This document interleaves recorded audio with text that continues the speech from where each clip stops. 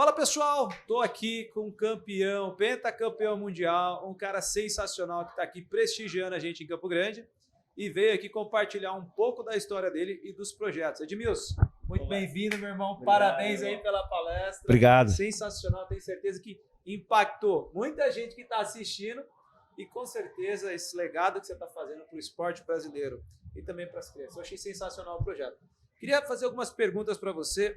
Cara, como é que foi sair do nada, do improvável, e chegar aí até jogar nos melhores clubes do mundo e ser campeão mundial? O que passa na sua cabeça? Porque eu fico olhando assim, o que a gente vem construindo, né, com a própria know-how. A gente começa pequenininho, né, com um sonho. De repente vai acontecendo um negócio tudo rápido, aí de repente você está no meio dos caras e campeão mundial. Cara, como é que foi isso para você processar toda essa jornada, a informação, né, a percepção? Bom, primeiramente, parabéns, é um evento fantástico, sensacional, galera super contagiante, motivadora, sugou bem a mensagem que eu quis passar, né? Em relação ao início de carreira, na verdade, eu nunca pensei assim, quando eu comecei a jogar futebol, desde os 8 anos de idade, na escola, com meus amigos, apanhando, batia, brigava, ia correndo para casa. Eu nunca, no início, eu não imaginei assim essa projeção, sabe? Tanto que eu era um cara que eu tinha eu era muito persistente e não gostava de perder. Então, conforme eu fui entrando num time de formação, que foi o 15 de Jaú, e eu cheguei no São Paulo em 94, eu comecei a me despertar que eu poderia chegar e criar uma carreira de profissional. Mas no início, assim, você fala, pô, você sonhava em jogar no São Paulo, na seleção? Claro que todo menino joga, né? Hoje um pouco menos, né? Hoje um pouco menos. Quando a gente tinha a idade, eu lembro na Copa de 94, de 90, que eu lembro, 86, tinha 10 anos, acabava o jogo, a gente, eu sou o Sócrates, o outro eu sou o Zico, né? Eu fazia gol de bicicleta, tentava imitar. Hoje tem um pouco menos, mas eu fazia sempre isso, mas não, um dia eu vou jogar na seleção? Nunca passava na minha cabeça, mas as coisas foram acontecendo pouco a pouco e eu fui acreditando, sem inventar muita coisa, sabe?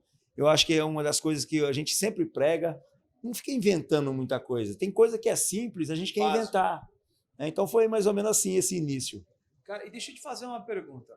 Eu costumo perceber, até queria ter a sua opinião, porque eu vejo que só talento não vai. Tem que ter muito treinamento, entrega. A gente pega até vários exemplos de atletas com talento que não vingaram não e outros que eram extremamente disciplinados com treino e conseguiram chegar lá, né? Até queria ouvir isso de você, ter uma curiosidade. Cara, a Fundação me ajudou muito a entender isso. Por quê? Porque o nosso objetivo com a Fundação, quando eu e minha esposa predeterminamos que ia abrir uma instituição, primeiro a gente foi estudar. Se a gente ia fazer o CIP, associação, instituto, modelo. Começa já o empreendedorismo aí. Entendeu? Eu identifiquei. Foi 2 anos, 3 anos, na verdade. Em 2002 chegamos à festa lá, o prefeito, vou te dar um terreno, vou te fazer aquilo, coisa de político, né? Eu falei assim, cara, eu só faço se for no terreno onde eu joguei bola quando era criança. Porque senão, e outra, no bairro meu, onde há uma necessidade, porque 90% do pessoal vai na roça. Ou é laranja, ou é goiaba, ou manga. Resumindo. Então, eu identifico hoje que a Fundação me ajudou na base para me formar o meu clube de futebol, o SCA Brasil. Por quê? Porque eu tive a percepção que a maior necessidade do jovem, do adolescente, do pré-adolescente, que eu falo até 23 anos, é o problema socioemocional. Ou seja, a caixinha emocional. Isso. A caixinha emocional é uma caixinha complicada. Para todo mundo. Para todo mundo. Ele tem que ficar apertando o parafuso toda hora. Toda hora.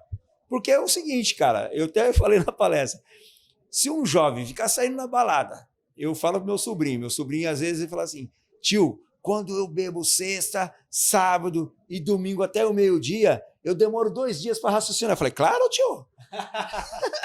Claro. Então, o que esse menino consome quando ele está no entorno social, sabendo que boa parte dos meninos vem de comunidade carente.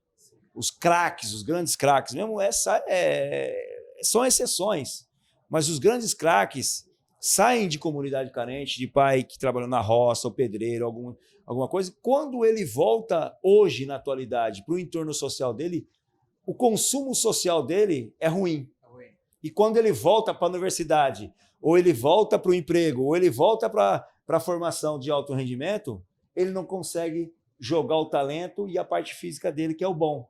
Que é o que tem que Por isso que você falou assim, ó, quantos jogadores às vezes são bons pra caramba, mas não vai. Por quê? Porque não tem o emocional, não tem a vontade mesmo disciplina, e a né? disciplina. Então, essa conjunção é uma coisa que falta aos nossos jovens no Brasil. Estou falando só no futebol, no entorno social, tudo, né? tudo é. Eu acho que todo mundo aqui que sonha, seja no empreendedorismo, futebol, Sim. atleta, se não tiver disciplina, não vai, né, cara? Não vai. Hoje, renúncia, que nem exemplo. Cara, eu quando eu comecei a jogar futebol, quando eu comecei a ganhar dinheiro no São Paulo com 20 anos, eu morei 2 anos no CT. No Cotia? Não, Cotia? na Barra Funda. Na Barra Funda. Porque não existia Cotia ainda na minha época. Nós ficamos na base, ficamos na arquibancada do Morumbi, Base, né, na base, e depois a gente ia para o Barra Funda. E o Tele Santana, que para mim foi um dos maiores educadores do futebol, falava assim, você tem namorada? Você é casado? Por que você não mora aqui? Porque você morando aqui, você não paga água, você não paga luz, você não paga aluguel, tem comida de graça e ainda o dinheiro só tudo para você. Olha aí, empreendedorismo já é. Já, o cara já vai segurando as Eu morei 2 anos lá, eu e o França, o atacante, moramos no mesmo quarto lá, morou o Bordon, o Fábio Aurélio, aquela época, Denilson. O Denilson Morcego? Morcego, Eu tive com ele aqui, ele veio dar uma palestra. Ele, sensacional, né, os dois? Pô, puxa. Valendo, Muricy, gente boníssima. Gente boa, os caras são fenomenais, né? Que legal. E deixa eu te fazer uma outra pergunta. Você, como um atleta, campeão, ganhou títulos, qual outro jogador de futebol que você jogou que você admira bastante, cara? Cara, eu admirava na época, falando lá de seleção, aquela geração dos anos 80, Falcão, Sócrates, Zico, né? Meu pai era santista na época, todo mundo em casa era santista, depois virou todo mundo São Paulino, aí fui Palmeiras, todo mundo virou palmeirense, e aí voltaram todos a ser santista de novo, né? Mas, cara, para mim foi uma realização de um sonho. Eu gostava muito do Toninho Cerezo e do Falcão jogando, que era aquele estilo clássico que jogava tal. Passada larga, aquele passe. E a minha estreia no time profissional no São Paulo foi um jogo contra o Cruzeiro, em Belo Horizonte, substituindo o Toninho Cerezo.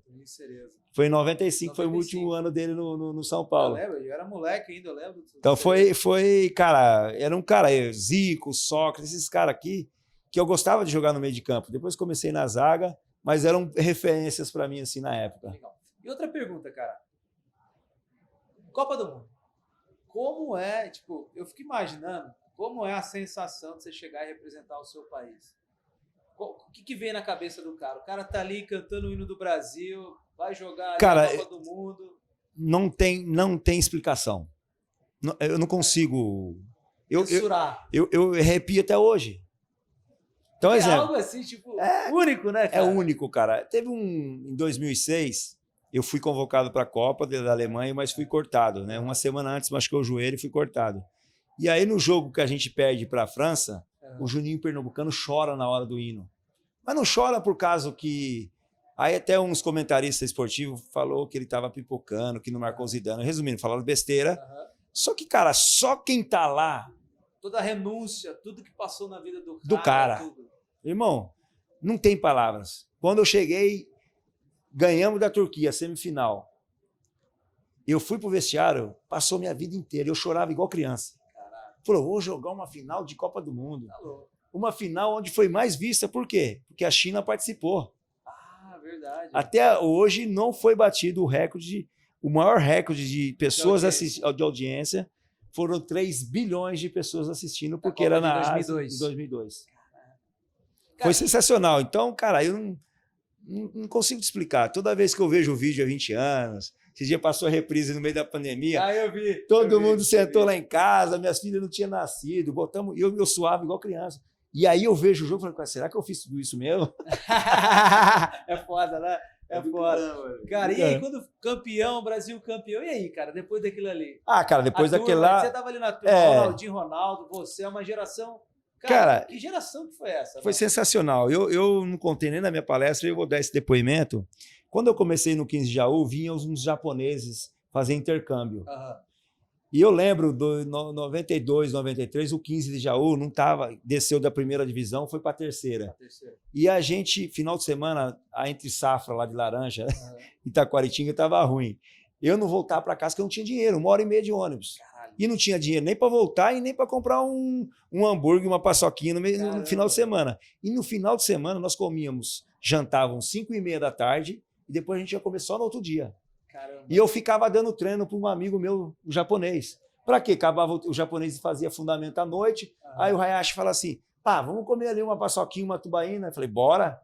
Quando a gente foi campeão do mundo, fizeram festa, saíram, eu fui comemorar o título de campeão do mundo com a medalha lá na casa dele. Caramba, meu, o cara que você conheceu lá atrás, em 91. Que legal. Então foi cara, 20 anos depois eu fui para casa dele, com a medalha de campeão, caramba, celebrar uma conquista, porque eles fizeram parte dessa conquista. E vocês também costumam se encontrar como ex-jogadores? Às vezes sim. A gente tem um grupo lá do Penta, né, no WhatsApp. Ah, que legal. Só não tá o Rogério Ceni, o Ronaldo e o Ronaldinho, porque eles, todo grupo que entra, eles saem, eles não gostam. Que é muita mensagem também. Isso, a gente também respeita, mas o Vampeta fala, os caras tinham que estar aqui mesmo se não ouvisse, se não falasse. Mas tá bem a interação, né? Legal. E a gente está preparando alguma coisa agora, comemorar os 20 anos do Penta. Top. Edmilson, obrigado. Não, obrigado a você, meu querido. Maravilhoso, uma honra estar contigo. Conte com a gente, tamo aí. E galera, esse aqui é um pouquinho da história do Edmilson no podcast aqui do Know How. Um abraço e te vejo na próxima. Valeu! Valeu!